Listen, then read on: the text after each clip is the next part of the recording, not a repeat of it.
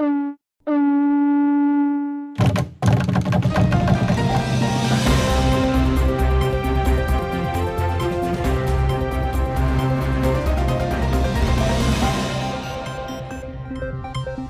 headlines: the Honiara Summit on Sustainable Development Goal SDG 14.4 starts tomorrow. Police will continue to control and manage traffic congestion in Honiara despite the ongoing challenges encountered.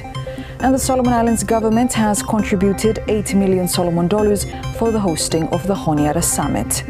Hello, you're watching SIBC's TV News Bulletin. I'm Sharon Nanau. The Honiara Summit on Sustainable Development Goal SDG 14.4, Achieving Sustainable Fisheries, opens tomorrow, the 24th of February. The summit is co-hosted by the Solomon Islands government and the Forum Fisheries Agency and its partners. Speaking to local media last week, Ministry of Foreign Affairs and External Trade Permanent Secretary Colin Beck says the summit is of importance to the country and the Pacific region, as the Pacific Ocean provides more than 50% of the world's tuna catch. Now, this also isn't why it is special for Solomon Islands and for the Pacific is that we in the Pacific more or less occupy 20% of the world's surface. We also, when it comes to some of these management of fisheries, and when we talk about sustainable fisheries, we can say that we have some good stories to tell, in which we can also make an outreach to other parts of the world, other regions, in which we can share our experience in terms of how we manage fisheries from a scientific perspective. How we, because I think when we look at the fish stocks that we have, from albacore to yellowfin, all these species at healthy levels. But certainly we in the world, it's not the same story. 58% also, more than 50% of the world's tuna is also fished in the Western and Central Pacific waters as well. So it's a big contribution that we continue to play.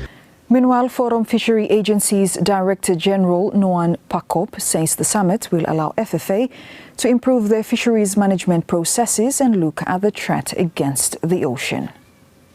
So the summit provides that opportunity for us to strengthen the kind of measures, the arrangements that we have in place, to strengthen those, but also to keep an eye, to keep a tab on the challenges, the existing gaps, and what might be threats to the region. As you know, we can't maintain the status of stock and the health of our oceans at this level for a long time. As we move on, IUU activity challenges also move on and evolve over time. Technology evolve. Technology is available to those of us who are trying to, fisheries managers managing the resource, but it's also, the same technology is also available to the IUU practice and those that are promoting that. So we have to be vigilant, and such a conference, the summit in Solomon Islands, prepares us for those and assist our membership, assist the region to propel forward to the international community, registering some of these things in the next, the process, the UN process that is coming up, the Oceans Conference, to showcase some of our activities in the region. More than 300 delegates are expected to attend the Honiara Summit. Now we will be having a number of leaders, both at head of state as well as head of government, who will be joining us for this. And we will also have a number of ministers and also representatives from other countries around the world, from Korea to China, to other countries. They will also be here because this is more or less a global event. SIBC News understands outcomes of the Honiara Summit are expected to contribute to the International Convention for the upcoming United Nations Oceans Conference. Now, police in Honiara will continue to manage traffic congestions despite facing challenges from ongoing road construction and deteriorating road conditions due to the bad weather. Ian Kaukui reports. Police will continue to control and manage traffic congestion in Honiara despite the ongoing challenges encountered. Speaking to SIBC News, Acting Traffic Director Sergeant Mesley Kello says the current road construction and the deteriorating condition of roads caused by the bad weather have worsened the traffic congestion in the capital. Every daily waka blow mi fala for make sure that free flow blow traffic have me guaranteed. So daily waka blow traffic and for monitor them na road blow me for make sure people go freely and catch up no timing lo offices blow lo place where intend for go kasem in time and return back lo homes blow a challenge where police have me encountering this time now, like a road walk I'm still going on this time, especially lo both western side lo city Blame and lo eastern side lo city road walk I'm still continue along this all the time.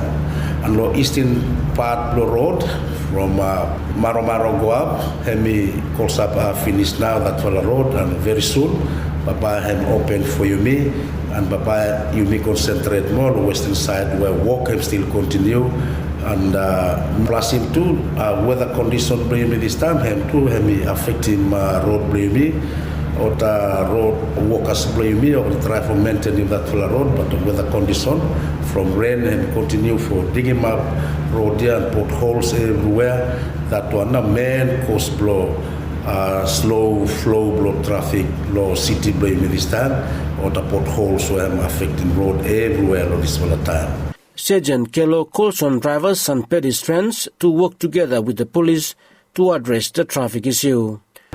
Me like for advising every drivers play me where you me everyone using road for make sure you me drive and look make you me pull flow blow traffic time you slow too much because police baba have not every time the road for pull you me for you me fast for you me travel so you look in my front heavy clear you run fast a little bit make you pull more vehicles behind you make him no cause him jam low behind so me advise him you me what pedestrians or people good people blow me inside the city make sure time you me must try for help them to road blame me you me no follow thing blame me for you me across at any time if police send me out low there me like him for put him or send you wanna hip up stay low there you me waiting truck and go him a little bit free for you me across then you me fast for walk across and reach up low middle island then you me wait low there more time you me look and clear a bit for you me cross you may across go on other side. If you may do more simple, you may not disturb him flow of traffic. But if also you may look him when it happen this time, you may follow thinking for you may walk no more, make him track and come and have to stop for you may no more that fall attitude me like for you may redirect him, you may low him, you may change from that one. You same big problem blow you may everyone, so me like you may or pedestrian for help him to or drivers blame me, make him you may make them traffic blame me and free for flow road blame me. The traffic issue has affected many people, including students, working class groups, private sectors, businesses, and the general public in Honiara. Yan Kaukui, SIBC TV. The Solomon Islands government has contributed $8 million Solomon for the hosting of the Honiara Summit on the Sustainable Development Goal SDG 14.4, Achieving Sustainable Fisheries. Secretary to the Prime Minister, Special Duties, Dr. Jimmy Rogers, revealed to local media. He says government current spending on the summit is also in preparation for the upcoming Pacific Island Forum Leaders meeting to be hosted in Honiara later this year. SIG, being the host, spends quite a bit. Yeah, so cabinet have approved budget for me to host this one. It's less than 10 million as a PSM talent. So roughly speaking, what cabinet have approved is 8 million in total, Solomon dollars, right? Now, of that 8 million in total Solomon dollars, quite a lot of that is financing or get something for the forum meeting that we are holding later this year. So all the furniture that you see there, all the sound systems and everything there, it's for the forum meeting. So what we're doing is we are financing a few meetings with one expense. And that's a lot, that one. Okay, so that comes to maybe roughly about 900 USD. You put all the other organizations together, they come to about 700 USD. So if you look at that, it's like 1.6 million USD. You then put that in contrast of how much tuna we're losing and how much revenue we're losing from this region. The cost, I'd probably say between 1.5 to 1.7 million USD in total. Of that, I would probably say that maybe 400,000 is preparation for the forum. Even what were you looking below there? Yeah, that's made for the forum leaders. Yeah, but this guys benefit first. So that's how the government is doing it, because we don't have a lot of money. In addition to the meeting last, the pageant, which was very good except for the last bits. And then this meeting, we have Pacific Waters Ministers meeting coming, we have the Forum Leaders meeting coming, we have 2 other meetings coming. So we spend once for 6 regional and international meetings. And if we put it in that context, we are probably on average hosting these meetings at a much cheaper rate than if they were hosted elsewhere. Meanwhile, Ministry of Foreign Affairs and External Trade Permanent Secretary Colin Beck says FFA and other partners of the fisheries sector have contributed to the hosting of the summit. Much of the issues that we are dealing with is basically trying to ensure that when we do coastal fishing, we ensure that at the moment there's very little data also coming from coastal fishing.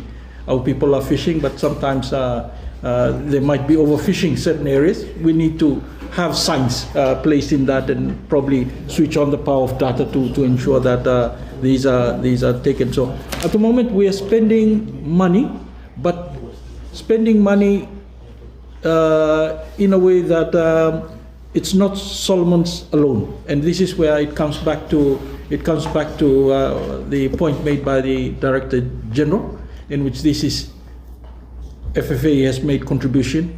We have EU have made contribution to this as well. We also have various contribution coming in also from other non-state actors. So it's a global contribution, but I think the money that the government has committed to this cause is basically, we're really talking about, I think if we put a human face to it, it's basically nearly 90% of our population rely on fish. So the more we guarantee the future in terms of looking after that, I think this is money well spent. Dr. Rogers adds government spending on the Honiara summit is nothing compared to the revenue earned from the fisheries sector and the outcomes which will ensure the Pacific Ocean is protected. And when I was at SPC, the total landed cost of tuna is around about $4 to $5 billion. Yeah, what the Pacific gets out of it, I'm quite small no more. Yeah? When you look at the current U.S. treaty, we don't know whether that will continue, by the way. Is money we get in from there is not quite enough. Yeah. So when you look at what we get from our tuna fisheries from various arrangements, maybe less than 500,000 USD. Or million USD in this region. Yeah. So you contrast the 1.7 million you're putting to this to conserve, to increase revenue, against 4, 5, 6 billion of this commodity. It's a drop in the ocean. So this one is an investment to make sure that we better manage. We are already the best fisheries managed region in the world. We want to improve that further. Yeah. We want to give a message in Nice, UN conference. If all the other regions could be like us and improve them, and then if we focus on increasing revenue for our members, Babayi will benefit a lot more. And that's where organizations like the FFA take the lead. Yeah, and we're very happy that we host them. Biggest pride of the nation, FFA, but that's pride of the region. Now, the Japanese Technical Cooperation Project, J-PRISM, held its first regional workshop in Apia, Samoa, focusing on sustainable landfill systems in the Pacific Island countries. Mary Manilegua with more on this story. The Japanese Technical Cooperation Project, known as the Promotion of Regional Initiative on Solid Waste Management, JPRISM, conducted its inaugural regional workshop in Apia, Samoa from 10th to 14th February 2025. The JPRISM Phase 3 workshop focused on sustainable landfill system in the Pacific Islands countries, primarily addressing how to manage and maintain landfills in the Pacific. Honiara City Council landfill supervisor from the Waste Management and Control Division, Lovinta Marite, who attended the workshop, told SIBC News in an interview on Monday. For the regional workshop, mainly the sustainable landfill, and one fala main something we go learn on side na him way forward for having a sustainable landfill, and we can come for learn to differences, challenges and struggles below different Pacific Island countries landfill, which you may similar with them too, and Kasim Nara side, we come up with them some action plan for having a sustainable landfill system of Pacific Island countries. Ms. Marite said the workshop is of importance as it will help Honiara City Council in managing its landfills. Yes, important, especially the action plan where I come up with them during the workshop, because there are many students that come for ask them the data, collection, how many tons of waste go up the landfill, but because of garem proper tools, garem things for collecting data, so are able to give accurate data. So with them, this fella using blockable toolbox for him coming up, planned for come up here, me serve and by him help more students come up doing research lo landfill with them provided that garem data lo there. Mary Manilegwa, SIBC TV. The People's Republic of China, PRC, donated library books with a financial assistance of more than 300,000 Solomon dollars to Chung School. Ian Kaukui reports. The People's Republic of China, PRC, donated library books with a financial assistance of more than 300,000 Solomon dollars to Chung School. PRC Ambassador to Solomon Islands, His Excellency Chai Wei-ming, says the books from the Guangdong Book House and comprises of around 872 volumes. The books donated today come from the Guangdong Book House, established by the Overseas Chinese Affairs Office of Guangdong Province. The collection comprises a total of 872 volumes, encompassing a wide range of subjects related to China's economy, society, and culture. Included in this selection are timeless literary classics that have accompanied the growth of Chinese students. Storybooks introducing China's history, culture, geography, and folk customs.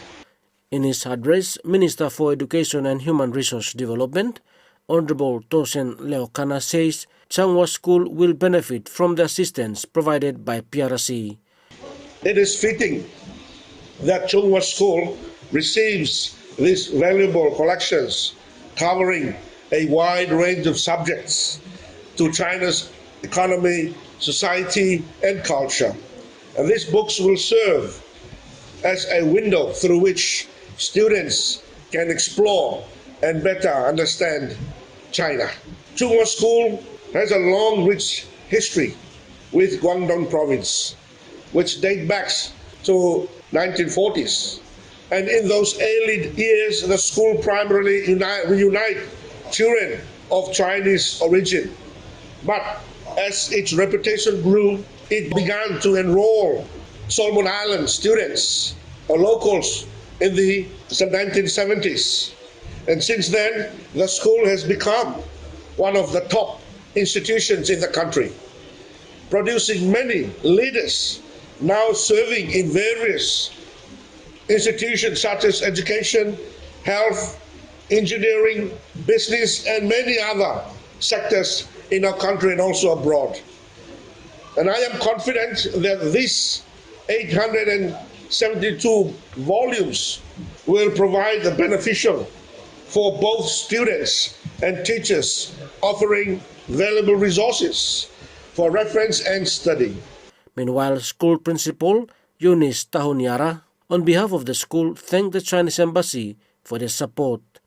We are truly privileged to have you here today for the inauguration ceremony of Guangdong Book House and donation ceremony. Your presence here is not just a formal event, but a symbol of the strong ties and goodwill relationship between us. Chung School deeply appreciates your continued support and the strong ties and generosity that you have always displayed.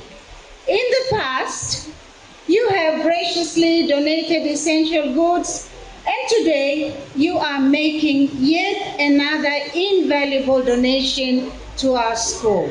We are so grateful.